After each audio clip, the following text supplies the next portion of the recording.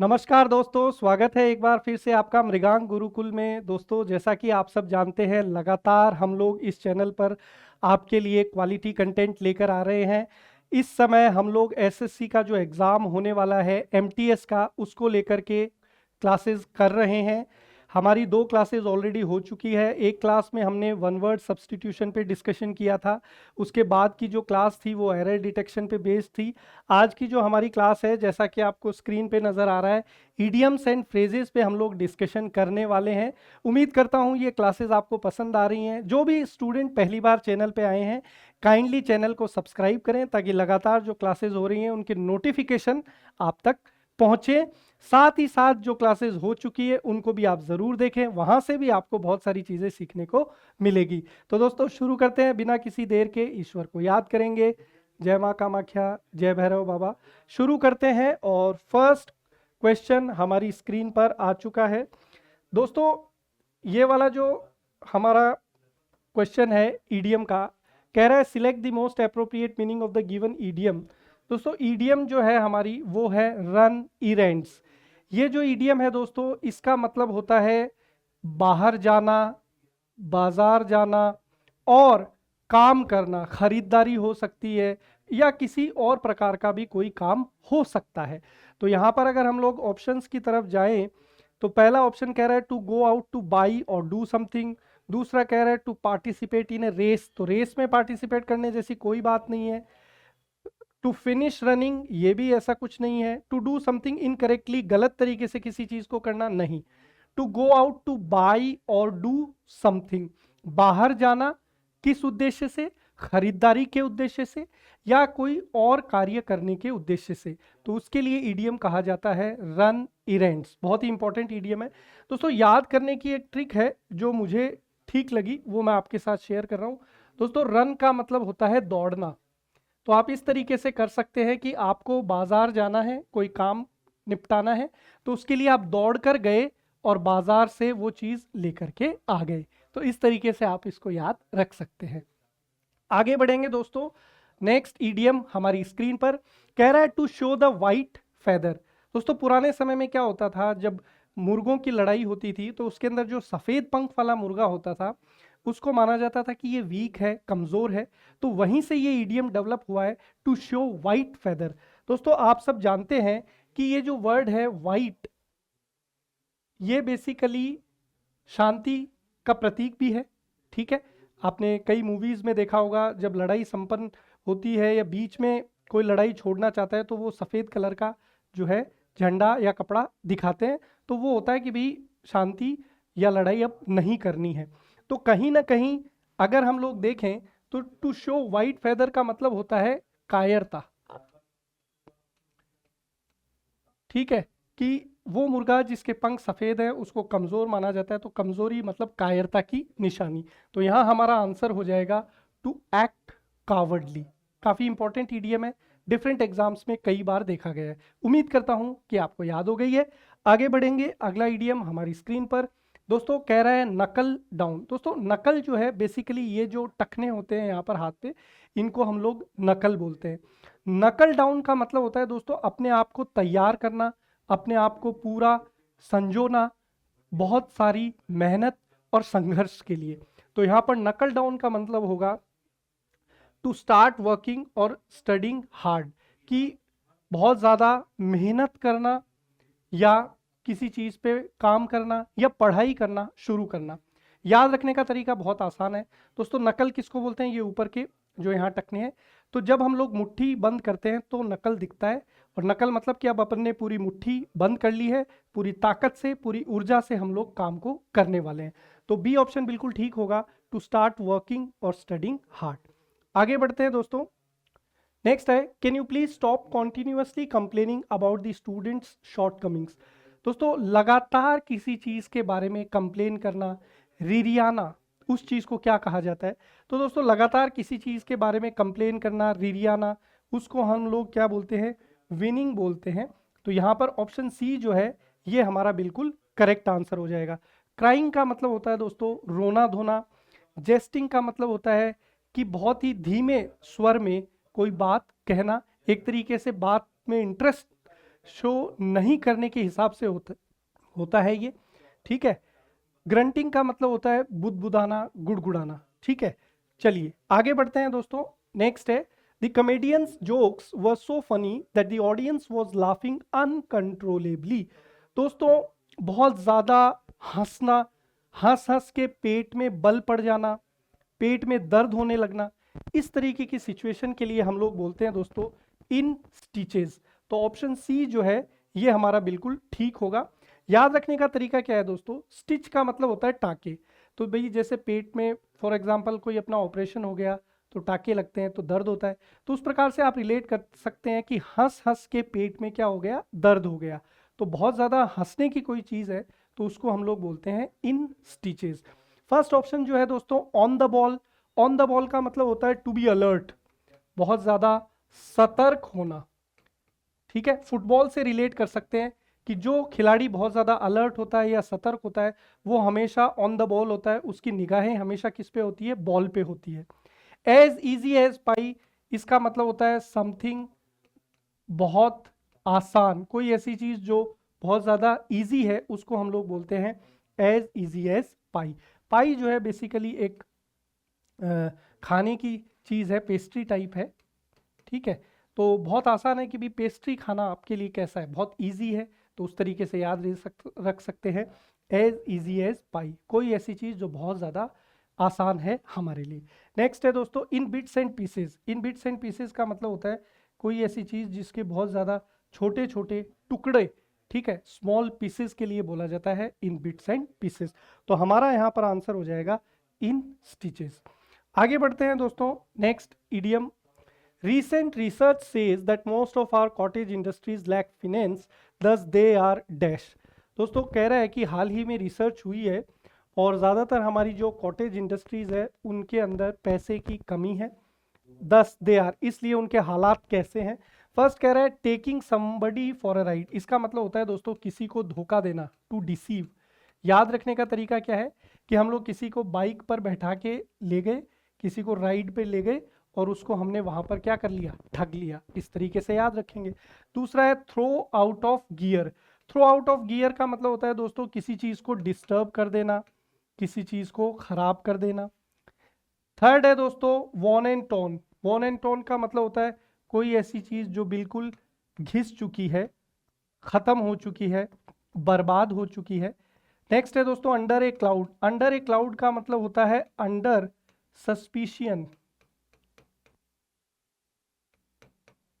संदेह के घेरे में होना। तो यहां पर हमारा आंसर होगा दोस्तों thrown out of gear. Thrown out of gear का मतलब है दोस्तों कोई ऐसी चीज जो बिल्कुल डिस्टर्ब हो चुकी है, खराब हो चुकी है। तो यहाँ पर रिसर्च कह रही है कि कॉटेज इंडस्ट्रीज में आर्थिक यानी पैसे की कमी है, उसकी वजह से वो बिल्कुल डिस्टर्ब हो चुकी है, पूरी तरीके से खराब हो चुकी है। Wear and worn and torn दोस्तों बहुत आसान है कि भी अपन किसी चीज़ को पहनते हैं तो धीरे धीरे वो कपड़ा क्या हो जाता है, घिस जाता है। तो इस तरीके से याद रख सकते हैं वॉन एंड टॉन मतलब कोई चीज़ जो घिस चुकी है, पूरी खत्म हो चुकी है।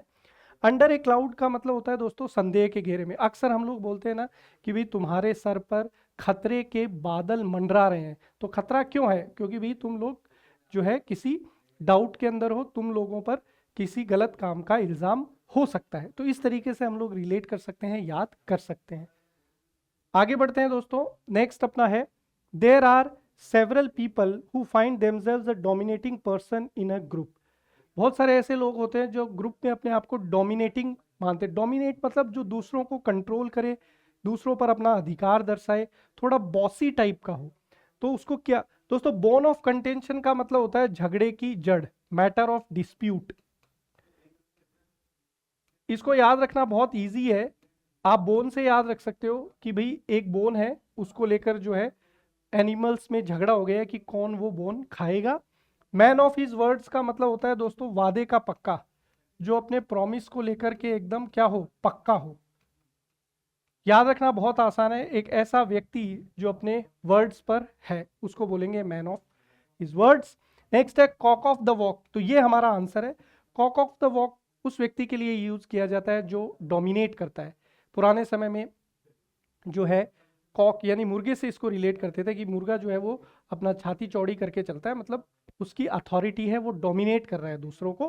नेक्स्ट है व्हाइट एलिफेंट। व्हाइट एलिफेंट का मतलब होता है दोस्तों कॉस्टली पोजेशन, कोई ऐसी चीज जो बहुत ज्यादा कीमती है मेंटेन करने के हिसाब से या रखने के हिसाब से। याद रखना बेहद आसान है दोस्तों, व्हाइट एलिफेंट बहुत रेयर होते हैं। पुराने समय में राजा महाराजा जो है अपने दोस्तों को ये सफ़ेद हाथी जो है उपहार के तौर पर देते थे। तो जो चीज़ रेयर है वो वैसे ही महंगी है, और उसको फिर रखना, हाथी को खिलाना पिलाना, आप बताइए उसमें कितना खर्चा होगा। तो वाइट एलिफेंट मतलब कॉस्टली पोजेशन, कीमती। चलिए आगे बढ़ते हैं। नेक्स्ट अपना है like a bat out of hell. दोस्तों यहाँ पर ये बैट जो है बेसिकली चमगादड़ के लिए इस्तेमाल हुआ है। आपने देखा होगा अक्सर अंधेरे के अंदर, रूम्स के अंदर, जब अपन काफ़ी समय से जो कमरे बंद होते हैं, गेट खोलते हैं, तो अचानक से जो है वहाँ पे चमगादड़ निकलता है। तो like a bat out of hell मतलब कोई ऐसी चीज़ जो अचानक से और बहुत तेज़ी से आए, तो उसके लिए ये कहा जाता है। तो हमारा आंसर हो जाएगा यहाँ पे वेरी फास्ट एंड वाइल्डली। कोई ऐसी चीज़ जो बहुत ज़्यादा तेज है, और वाइल्ड मतलब जंगली, ठीक है, बहुत ही ज़्यादा आक्रामकता से, हिंसा के साथ कोई ऐसी चीज़ प्रकट होना। तो ए ऑप्शन बिल्कुल ठीक है। आगे बढ़ेंगे, अगला है out of spirits. Out of spirits का मतलब होता है दोस्तों बहुत ज़्यादा निराश होना, उदास होना। तो ग्लूमी अपना आंसर हो जाएगा। चीयरफुल का मतलब होता है हैप्पी, खुश। हर्ट का मतलब होता है किसी को दुखी करना, चोट लगना। ऑब्सिलीट का मतलब होता है कोई ऐसी चीज़ जो अब यूज़ में नहीं है, आउट ऑफ यूज़ है, उसको हम लोग ऑब्सोलीट बोलते हैं। याद रखना बेहद आसान है दोस्तों। स्पिरिट जो है वो एनर्जी से रिलेटेड है। आउट मतलब बाहर। तो जब आपके अंदर से एनर्जी जो है वो बाहर निकल चुकी है, तो आप कैसे हैं? ग्लूमी है, उदास है, हताश है, निराश है। ठीक है, सैडनेस से आप इसको रिलेट कर सकते हैं। तो ऑप्शन ए हमारा बिल्कुल यहाँ पर करेक्ट आंसर है। आगे बढ़ते हैं दोस्तों। Next, hold someone's feet to the fire. इसका मतलब होता है दोस्तों किसी को बहुत कस के पकड़ना और याद दिलाना उसने जो वादे किए थे उनको, और उनको पूरा करने पर उसको मजबूर करना, उसको कहा जाता है hold someone's feet to the fire. तो यहाँ पर बिल्कुल ठीक होगा, insist that someone fulfil their promises or obligations, कि किसी ने जो वादे आपसे किए थे आप उनको पूरा करने पर सामने वाले को क्या करें? मजबूर करें। याद रखना बेहद आसान है दोस्तों कि आपने होल्ड मतलब पकड़ना, समवन किसी के, फीट मतलब पैर, आपने किसी के पैर पकड़ लिए और आग के पास रख दिए कि भाई जो वादा किया था उसको पूरा करो, नहीं तो तुम्हारे पैर किस में डाल दूंगा? आग में डाल दूंगा। तो तुरंत वो चीज करेगा। तो इस तरीके से याद रख सकते हैं, insist that someone fulfil their promises or obligations. आगे बढ़ते हैं दोस्तों। अगला ईडीएम हमारी स्क्रीन पर कह रहा है the company was rapidly deteriorating when the chairman and some top officials were accused of fraud. कह रहा है कि कंपनी जो है बहुत तेजी से बर्बाद हो रही थी, उसका जो वैल्यू है वो गिर रहा था, जब चेयरमैन और उसके जो कुछ और उच्च अधिकारी है उन पर आरोप लगा था धोखेबाजी का। दोस्तों फर्स्ट है हेड ओवर हील्स। इसका मतलब होता है to be madly in love, प्रेम में पागल होना, उसके लिए बोला जाता है हेड ओवर हील्स। याद रखना बहुत आसान है, आप प्रेम में इतने पागल हैं कि हील जो पैरों में पहननी चाहिए उसको आपने कहाँ पर रखा है? सर के ऊपर रखा हुआ है। तो आप प्रेम में क्या है? पागल। To be madly in love. Next, hell in a handbasket. ये बिल्कुल अपना ठीक आंसर है कि आपके पास बास्केट है और उस बास्केट को लेकर तेजी से आप हेल यानी नर्क की ओर भाग रहे हैं। तो दैट मीन्स कि स्थिति बहुत तेजी से गंभीर हो रही है, खराब हो रही है। Hit the sack. दोस्तों सैक होता है बोरी, बोरा, जूट का बोरा। पुराने समय में मजदूर जो है इस पे सोते थे। तो हिट द सैक का मतलब होता है सोना या सोने जाना। याद रखना बहुत आसान है, सैक यानी बोरी, बोरी पर कौन सोते हैं? मजदूर। नेक्स्ट है hold your horses. Hold your horses का मतलब होता है दोस्तों अपने विचारों को, अपनी सोच को लगाम देना। कई बार बोलते हैं ना कि अपने सोच के घोड़ों को, अपने मन के घोड़ों को क्या दो? लगाम, मतलब उन पे कंट्रोल करो। तो होल्ड योर हॉर्सेस का मतलब होता है कि अपनी ओपिनियंस या अपने थॉट्स पर फुल स्टॉप लगाना। याद रखना बेहद आसान कि होल्ड करो किसको? हॉर्स को। तो हॉर्स को होल्ड करेंगे मतलब रोकना किसी चीज को। किसको रोकना? विचारों। तो बी ऑप्शन बिल्कुल ठीक है। आगे बढ़ेंगे, अगला ऑप्शन कह रहा है those who have died can not be bought back to life. कह रहा है कि जो लोग मर चुके हैं उनको हम लोग वापस जिंदा नहीं कर सकते।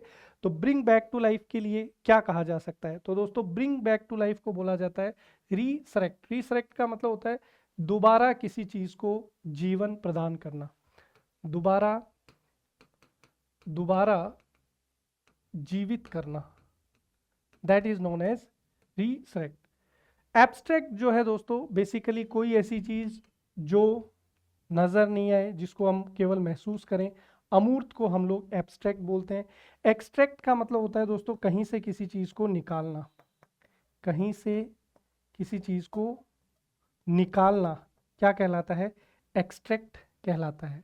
ठीक है, चलिए आगे बढ़ते हैं। नेक्स्ट इडियम हमारी स्क्रीन पर कह रहा है Mary appeared for the test, she was waiting anxiously for the test result.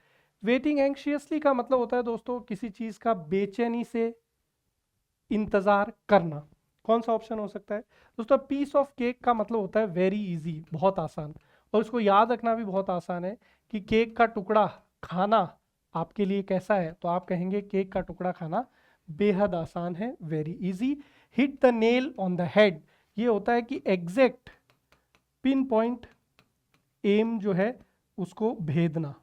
ठीक है, तो जहां पर हेड मतलब सर, नेल मतलब कील, एकदम यहां पर आपको लगानी थी तो एकदम बिल्कुल यहां पर आपने हिट कर दी, मतलब टारगेट को एग्जैक्टली हिट करना। नेक्स्ट है ऑन पिन्स एंड नीडल्स, तो ये हमारा आंसर हो जाएगा ऑन पिन्स एंड नीडल्स। इसको मतलब होता है कि किसी चीज़ को बहुत बेचैनी से किसी चीज़ का इंतज़ार करना। याद रखना बहुत आसान है कि आपने किसी को पिन और नीडल्स यानी सुइयों पर बैठा दिया है तो वो चुभेंगी, तो उसके लिए वेट करना कैसा हो जाएगा? बहुत ज़्यादा दिक्कत वाला हो जाएगा। तो यही हमारा आंसर है। जंपिंग थ्रू हूप्स का मतलब होता है कि to face a lot of difficulties, to face a lot of difficulties, to face a lot of difficulties to achieve a target। बहुत सारी कठिनाइयों का सामना करना क्योंकि आप एक लक्ष्य को प्राप्त करना चाहते हैं, उसके लिए बोला जाता है जंप थ्रू हूप्स। चलिए आगे बढ़ते हैं। नेक्स्ट हमारा कह रहा है the minister was in partnership with the queen in poisoning the king. Minister साहब जो थे वो रानी के साथ मिले हुए थे और उन्होंने मिलकर राजा साहब को क्या कर दिया? जहर दे दिया। तो किसी के साथ पार्टनरशिप होना, उस चीज़ को क्या बोलेंगे?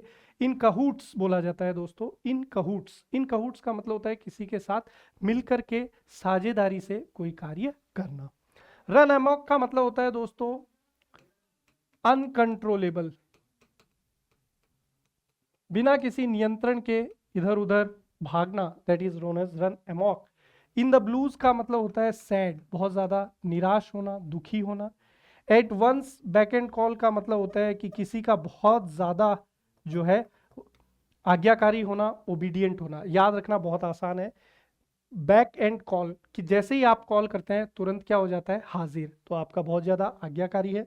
इन द ब्लूज, ब्लू जो है कहीं ना कहीं समंदर के अंदर जो जल होता है वो ब्लू नजर आता है। तो जब भी हम लोग उदास होते हैं, निराश होते हैं, नदी के किनारे, समंदर के किनारे जाकर अकेले बैठ जाते हैं, इस तरीके से रिलेट कर लेंगे, याद कर लेंगे। रन अमॉक, रन मतलब दौड़ना, अमॉक मतलब आप समझ लीजिए, मॉक का मतलब होता है कि भाई पागल से रिलेट कर लीजिए कि मॉक नाम का कोई बंदा है, वो पागल होके इधर उधर क्या कर रहा है? दौड़ रहा है। इस तरीके से याद रखेंगे। आगे बढ़ते हैं दोस्तों, अगला इडियम अपनी स्क्रीन पर कह रहा है क्लियर द डेक्स। डेक जो बेसिकली जहाज के ऊपर का जो एरिया होता है उसको डेक बोला जाता है। तो क्लियर द डेक का मतलब होता है कि कोई काम करने के लिए जो भी ऑब्स्टेकल्स आ रही है, जो भी प्रॉब्लम्स आ रही है, उनको सब क्या करना? साइड कर देना, उनको खत्म कर देना, उनको डिस्ट्रॉय कर देना। तो यहाँ पर अपना आंसर हो जाएगा प्रिपेयर फॉर एन इवेंट और course of action by dealing with anything that may hinder progress. Hinder का मतलब होता है ऑब्स्ट्रक्ट करना, बाधा उत्पन्न करना। तो आप क्लियर कर रहे हो, क्लियर का मतलब क्या होता है? साफ। डेक मतलब जो जहाज का ऊपरी हिस्सा है, तो आप डेक को साफ कर रहे हो। क्यों? क्योंकि जो भी ऑब्स्टेकल आने वाली है, प्रॉब्लम आने वाली है, आप उसको जड़ से खत्म कर रहे हो ताकि आपका काम जो है वो अच्छे से हो सके। तो डी ऑप्शन अपना यहाँ करेक्ट आंसर होगा। आगे बढ़ते हैं। अगला कह रहा है Sarvan failed in the examination last week and is in extreme depression these days. बहुत ज़्यादा उदास होना, डिप्रेशन में होना, उसके लिए क्या बोलेंगे? इन द रेड का मतलब होता है दोस्तों डेप्ट में होना, कर्ज में होना। ठीक है। इन कोल्ड ब्लड का मतलब होता है क्रूअल, क्रूरता से संबंधित है, क्रूरतापूर्ण किसी से व्यवहार करना, किसी को नुकसान पहुंचाना, हत्या कर देना। इन द डोल्ड्रम्स का मतलब होता है दोस्तों टू बी सैड, हताश, निराश। इन द लर्च का मतलब होता है to be alone in difficult situation, to be alone in difficulty, कठिनाई में अकेले होना। तो यहाँ पर हमारा आंसर होगा इन द डोल्ड्रम्स। इन द डोल्ड्रम्स का मतलब होता है बहुत ज़्यादा डिप्रेशन में होना, टेंशन में होना। इसको याद रखने का तरीका सीधा है कि आप गलियों में डोल रहे हैं, डोल रहे हैं मतलब घूम रहे हैं और ड्रम बजा रहे हैं, और ड्रम बजा बजा के पैसा मांग रहे हैं, मतलब आप बहुत ज़्यादा डिप्रेशन में हैं, टेंशन में हैं। इन द रेड, रेड जो है वो हमेशा खतरे की घंटी है, तो खतरा मतलब कर्जा है। इन कोल्ड ब्लड, भाई गर्म खून मतलब गर्मजोशी, वार्म मतलब फ्रेंडशिप, कोल्ड मतलब ठंडा मतलब क्रूरता, नफरत। तो इस तरीके से याद रख सकते हैं। आगे बढ़ेंगे दोस्तों, अगला ईडियम अपनी स्क्रीन पर कह रहा है थ्रो इन द टॉवेल। अक्सर आपने टीवी पर बॉक्सिंग, रेसलिंग देखी होगी, तो उसमें वो अपने अपने कॉर्नर्स में जाते हैं जैसे ही राउंड खत्म होता है, और टॉवेल से जो है अपना पसीना वसीना पोंछते हैं। कई बार वो उस टॉवेल को क्या कर देते हैं, गिरा देते हैं। दैट मीन्स कि भी हार मान ली। तो थ्रो इन द टॉवेल का मतलब हो जाएगा टू गिव अप और सरेंडर, हार मान लेना, आत्मसमर्पण कर देना। आगे बढ़ते हैं, बेकर्स डजन। दोस्तों बेकर्स डजन एक सिंपल सा मुहावरा है। डजन आप जानते हैं 12, उसमें एक बेकर और जोड़ दिया, तो कोई ऐसी चीज़ जो संख्या में 13 है उसको हम लोग बोलते हैं बेकर्स डजन। तो हमारा यहाँ आंसर हो जाएगा 1 यूनिट एक्स्ट्रा विद 1 डजन। याद रखना आपके लिए बहुत आसान है। कैसे? डजन में 12 होते हैं, उसमें एक और क्या जुड़ गया, बेकर, तो 12 + 1 कितना हो गया, 13। तो 1 यूनिट एक्स्ट्रा विथ 1 डजन, या कई बार लिखा जाता है 13 इन नंबर। दोनों में से जो भी ऑप्शन आए आपको आराम से कर लेना है। आगे बढ़ेंगे, नेक्स्ट कह रहा है the salesman inform the customers that if they had any questions they could drop a line. Drop a line का क्या मतलब हो सकता है, देखते हैं। कह रहा है सेंड अ ब्रीफ लेटर, किसी को संक्षिप्त पत्र भेजना। कंप्लेन अगेंस्ट हिम, किसी के खिलाफ शिकायत। कॉल हिज सेक्रेटरी, अपनी सेक्रेटरी को बुलाया। Come back with the items, सामान के साथ वापस आया। तो ड्रॉप अ लाइन का मतलब होता है दोस्तों किसी को बहुत संक्षिप्त शब्दों में कोई संदेश देना। तो हमारा आंसर हो जाएगा सेंड अ ब्रीफ लेटर। ठीक है, चलिए आगे चलते हैं। कह रहा है पे ऑफ ओल्ड स्कोर्स। पे ऑफ ओल्ड स्कोर्स का मतलब होता है दोस्तों पुरानी दुश्मनी का बदला ले लेना। तो यहाँ पर ऑप्शन की तरफ जाएंगे तो हो जाएगा टू हैव वंस रिवेंज। कोई आपका पुराना, आपके साथ कुछ गड़बड़ हुई थी, उसका आपने बदला ले लिया, तो दैट इज नोन एज पे ऑफ ओल्ड स्कोर्स। याद रखना, पे ऑफ ओल्ड स्कोर मतलब अंक। इस तरीके से याद रखो कि वही कहीं किसी के साथ आपका झगड़ा हुआ था, उसने आपको 5 पंचेज मारे थे, आपने गिन रखे हैं, उस दिन आप कुछ नहीं कर पाए। अगली बार जब मौका मिला तो आपने उसको 5 पंच लगाए और अपना स्कोर जो है उसको क्या कर दिया, पे ऑफ कर दिया, उसको अदा कर दिया। अब आप पे कोई कर्जा नहीं है और आपने अपना क्या ले लिया, बदला ले लिया। चलिए आगे बढ़ते हैं दोस्तों, अगला है Z deliberately set fire to a property and got arrested by the police. जानबूझकर किसी चीज को आग लगाना, उसके लिए अपन क्या बोलते हैं दोस्तों, आर्सन बोलते हैं।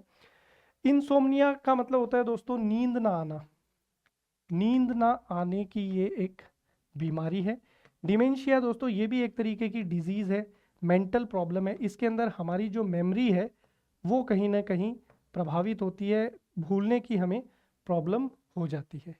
आगे बढ़ते हैं दोस्तों, नेक्स्ट क्वेश्चन अपनी स्क्रीन पर कह रहा है eight top of your lungs. Eight top of your lungs का मतलब होता है दोस्तों पूरी ऊर्जा के साथ, पूरी ताकत के साथ कोई चीज़ बोलना या कहना।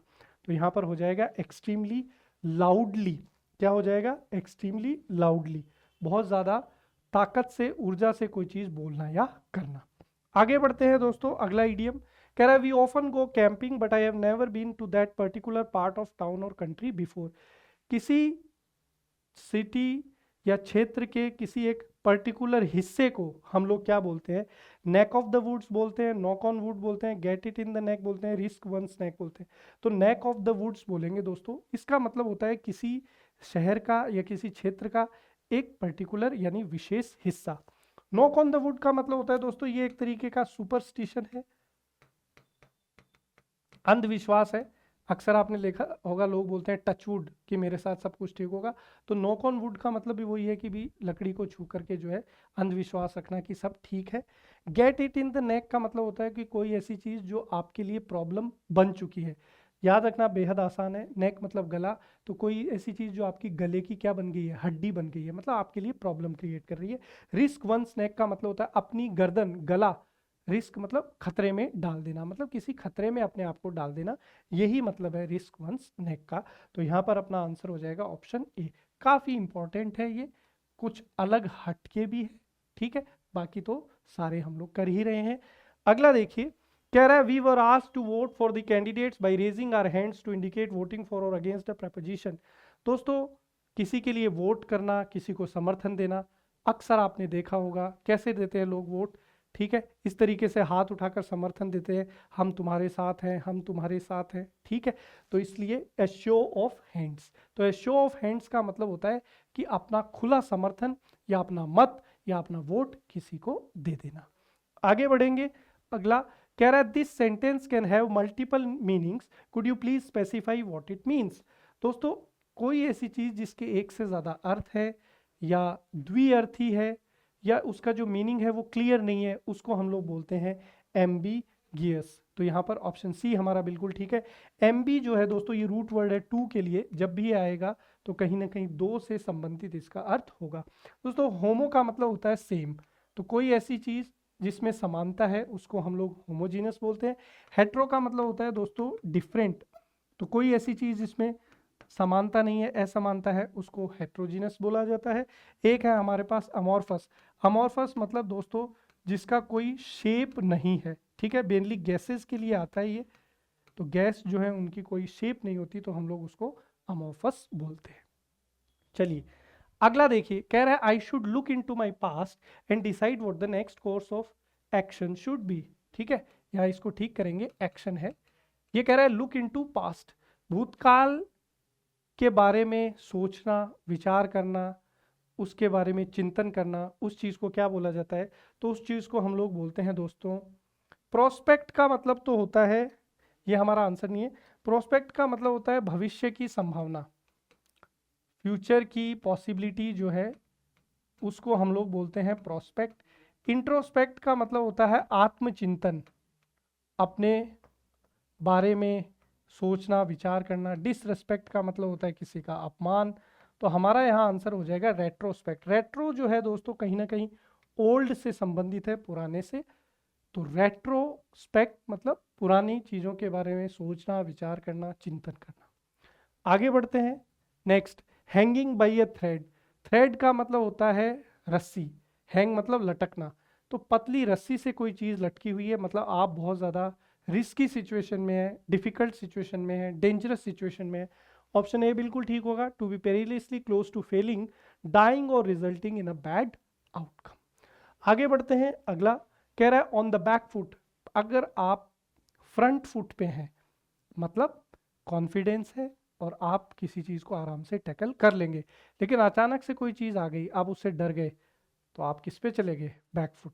जैसे जब भी क्रिकेट में आपको हाफ वॉली मिलती है, आप फ्रंट फुट पे जाते हैं और बढ़िया कवर ड्राइव कर देते हैं, लेकिन जब भी बाउंसर पड़ता है तो कहाँ आ जाते हैं, बैक फुट पर। तो ऑन द बैक फुट मतलब एट ए डिसएडवांटेज, कि आप जो है खतरे के अंदर है या जो है आपका नुकसान है। चलिए आगे बढ़ते हैं, अगला इडियम कह रहा है after the long and tedious project Sara felt like she was at the limit of her patience. जब आपका धैर्य का बांध टूटे उसको क्या बोलेंगे, एंड ऑफ हर रोप। जैसे आपके पास रस्सी है, अब आप रस्सी से किसी को जो है खाई में गिरने से बचा रहे, अब वो आप रस्सी को खींचते जा रहे, खींचते जा रहे, खींचते जा रहे, लेकिन अब रस्सी टूट गई, तो फिर बची हुई रस्सी को आपने फेंका, फिर आप खींच रहे, लेकिन फिर रस्सी टूट गई, अब रस्सी है ही नहीं। तो मतलब आपके धैर्य का भी अंत हो चुका है और रस्सी अब क्या हो चुकी है, खत्म।